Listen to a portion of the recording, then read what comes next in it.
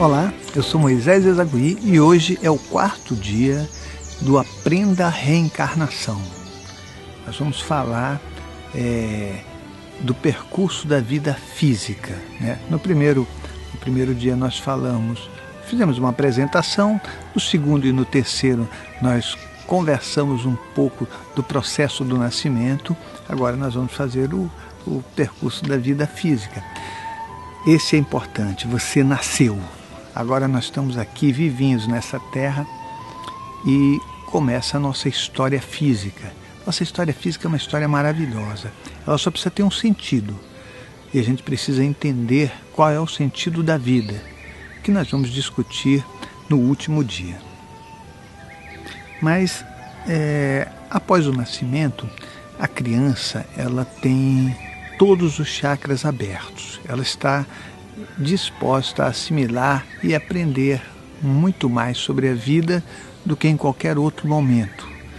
Principalmente porque os fatores emocionais, os fatores de medo, não existem ainda integralmente, a não ser os resquícios da vida anterior, mas que ainda não são muito visíveis.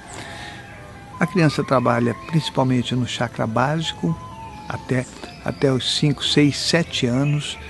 A atividade dela é uma atividade fisiológica, né? Ela não tem aquela coisa toda do adulto, né? de fazer várias verificações ou análises para qualquer atitude. Para ela as coisas são muito simples, né? Ela tem um desejo e tenta satisfazer esse desejo. É um momento de aprendizado, é um momento também que, como ela está trabalhando muito mais no chakra básico, que é o chakra emocional, ela pode ficar com marcas de medo, né? Os nossos medos, eles são muito bem registrados por esses chakras emocionais.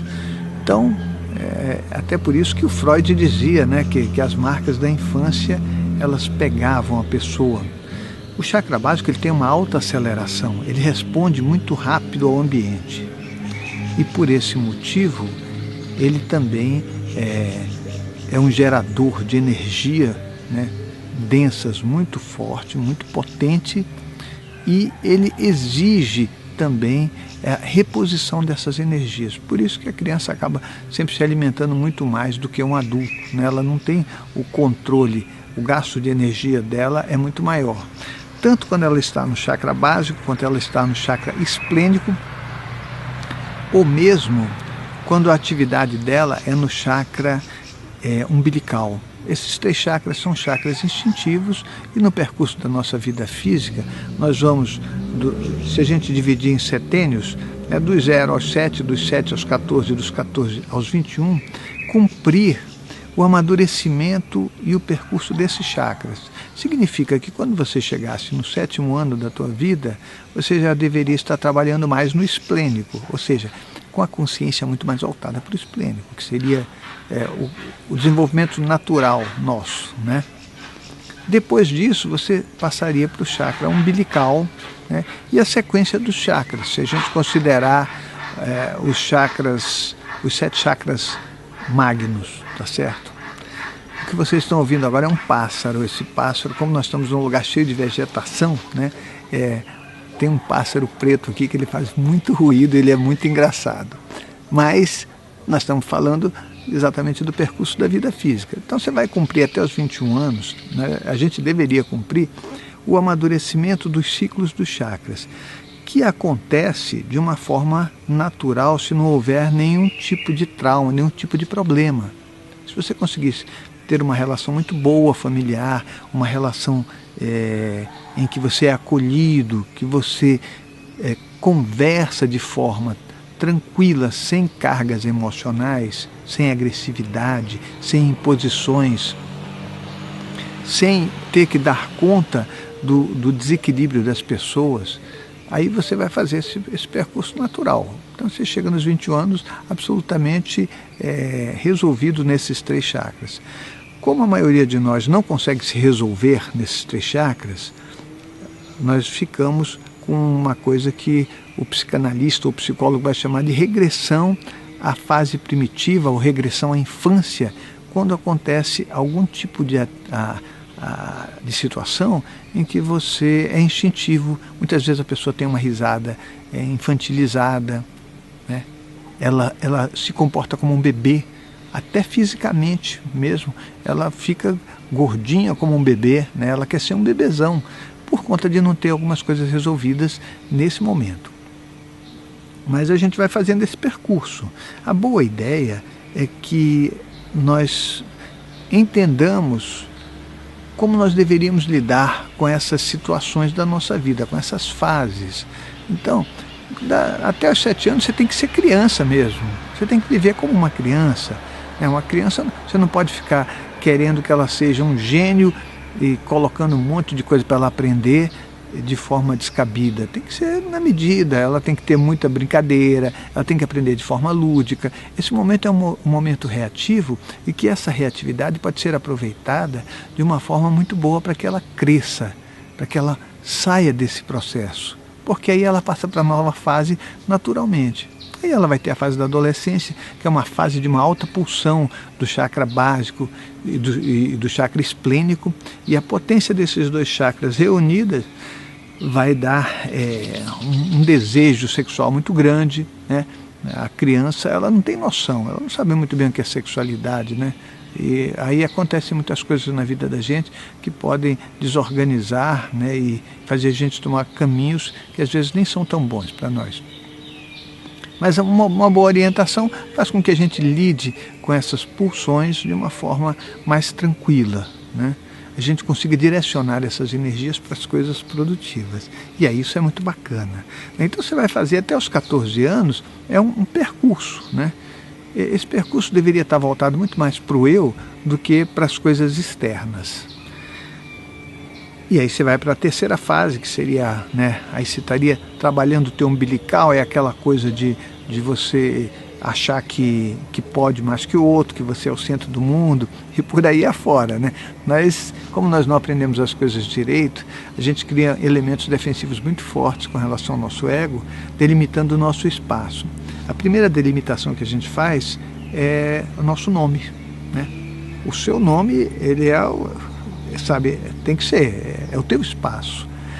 Aí você vai trabalhando isso durante o resto da tua vida, por não ter muito conhecimento, achando que você está certo. E eu penso que nós temos que aprender a fazer o caminho do desapego do ego e tudo mais. Senão a tua vida física ela não amadurece. Você vai passar, vão passar os anos, né? E com essa mudança, com essa passagem de anos, você vai simplesmente não aproveitando tudo que você deveria aproveitar da tua vida. Então, cada fase da vida ela tem que ser cumprida da melhor forma possível. A gente não vai conseguir nunca cumprir 100%, né? Você vai poder cumpri-la 70%, 80%, o que já vai ser muito bom para a gente. Então, é uma boa ideia que a gente tenha noção disso que eu estou falando. As outras fases, você vai passar pelo chakra cardíaco, você vai passar pelo chakra laríngeo, pelo chakra frontal e o coronário, você deveria chegar por volta dos 50, 51, 52, até os 60 anos, você conseguir chegar nesse chakra. E aí você estaria numa condição de maturidade bastante interessante, porque esse deveria ser o nosso objetivo natural, né? E dá para perceber que a pessoa não chegou quando ela é muito exaltada, quando ela é agressiva, quando ela ofende os outros, quando as coisas não prestam, né? Imagina, se alguém faz alguma coisa e você grita com a pessoa, você não aceita o que a pessoa é, você está sempre certo. O que os outros fazem é sempre besteira, é sempre mal feito, né? Isso revela que a pessoa de verdade não tem a consciência nos chakras superiores. Ela está ainda transitando ali pelos chakras umbilical para o chakra cardíaco, né, em termos de consciência. Porque de verdade nós sempre utilizamos todos os chakras. Mas em termos de consciência, a tua maior atividade se denuncia exatamente pelo fato de você ter um comportamento dentro dos padrões daquele chakra. Uma consciência bastante avançada, ela respeita todo mundo, né? Ela vai estar numa condição de receber o outro, mesmo o outro com muitas dificuldades, ela consegue enxergá-lo e ela consegue sempre fazer um movimento que seja um movimento de ajuda, de continuar o outro, de, sabe, coisas bem mais maduras do que simplesmente desqualificar, né? Tem muito isso, né? Você desqualifica o outro não presta, né? Fica aquela coisa bem infantil que são os confrontos. Confronto é bem infantil. Confronto, sabe, está nos primeiros chakras e, sabe, entre o chakra básico, o chakra esplênico e um pouco do chakra umbilical, né, porque eles permitem essa coisa de delimitar espaço e de confronto o tempo todo, né? Você tem que vencer o outro, que é uma grande bobagem, né? Porque se a gente imaginar que o nosso percurso de vida, que você pode fazer tanta coisa, você pode criar, ter muitas atividades físicas saudáveis, atividades mentais saudáveis, né? A gente acaba não fazendo nada disso e praticando só as coisas convenientes para a gente, né? Então, o nosso percurso tem que ser feito com acréscimos de conhecimento e com acréscimos de comportamento. Então, esse seria um bom percurso de vida física, né? Você vai conhecer alguém na tua vida. Nós, quando a gente conhece, a nossa carência nos leva por caminhos, às vezes, que não tem nada a ver com o nosso crescimento e a nossa evolução. Mas conhecer alguém bacana, conversar com essa pessoa, dizer quem você é com sinceridade, ouvir o que a pessoa é, ver se existe compatibilidade, né? Depois vem os filhos e, como nós não fomos educados para fazer as coisas de forma organizada, a gente vai fazendo do jeito que dá. Os nossos próprios filhos a gente não trata com carinho, com a boa vontade que deveria, né? Nós sempre pagamos culpas, né? Quando a gente trata bem o filho, é para se livrar de uma culpa. E não seria uma boa ideia essa, né? Então, o nosso percurso de vida física, ele é um percurso que ele deve fazer uma curva, que é mais ou menos uma parábola, né? Você vai subindo, chega num ponto de equilíbrio da tua vida física, em que você tem, sabe, as tuas reações físicas estão numa situação boa, você tem saúde, e depois ela começa a decair, e esse declínio é natural para todos nós, pelo desgaste desse corpo físico, que é um corpo vulnerável, destrutível, sequencial, né? Você não consegue se deslocar. Estou em outro lugar e já está lá. Você tem que fazer um caminho para chegar, é um corpo sequencial, né? Então, a gente sabendo disso, tem coisas que a gente pode continuar. E a continuidade é o nosso crescimento interno. Esse crescimento interno, ele é fundamental. Por que ele é fundamental? Você vai chegar lá pelos 50, 60 anos e você pode ter saúde física, mas você pode estar crescendo cada vez mais em termos de consciência, de percepção de tudo. Quer dizer, a tua vida está muito rica e muito feliz. Você vai encontrar algumas pessoas assim, mas são poucas pessoas. Algumas até acham que estão assim porque elas querem se convencer. Mas, de verdade, só o conhecimento, ele não é tudo o que a gente precisa para ser melhor. O conhecimento e as nossas atitudes, elas são fundamentais. Seria uma boa ideia que a gente chegasse no fim da vida, né, e tivesse crescido na relação com o outro, no tratamento com o outro, né, saísse dos processos de agressividade, de passividade, das nossas patologias, amadurecesse mesmo. Se a gente tem alguma dificuldade, vamos resolvê-las. Inclusive, não só resolvê-las através do esforço do ego, mas através da ajuda de um profissional, né? Vamos lá, se você tem uma doença, você tem que procurar alguém, um médico, alguém que vai te ajudar. Não é para deixar as coisas ficarem piores, né? Verdade? E aí você vai fazendo esse percurso, esse crescimento é um crescimento muito importante. É bom aproveitar cada instante da nossa vida para acrescentar alguma coisa, para organizar. A organização, sabe, é fundamental para que a gente lide com todas as coisas que nós somos, tanto com aqueles desejos que são instintivos, que a gente vai ter que lidar, quanto com os desejos que não são instintivos, que são aquelas coisas de uma construção mais organizada e racional. A nossa alimentação, tanto a física, né, quanto a nossa alimentação mental, ela tem que ser de qualidade. E eu penso que isso é um ponto importante. né? Eu, pessoalmente, não como carne, né? E acho que não é uma boa ideia comer carne. Isso é uma ideia minha e eu não acho que se alguém come está tudo bem, não tem problema para mim. Eu não como porque eu levo em consideração vários fatores energéticos e considero a carne uma energia muito densa, né? E no final das contas, eu acho que você pode comer vegetais, né? E que também vai ser saudável, vai te dar, sabe, muitas vantagens em termos espirituais e energéticos, porque é energia imanente, né? Não é uma energia consciencial que foi consagrada pelo medo, pelas reações instintivas, porque é isso, um animal é assim, né? Você está consumindo tudo que ele é.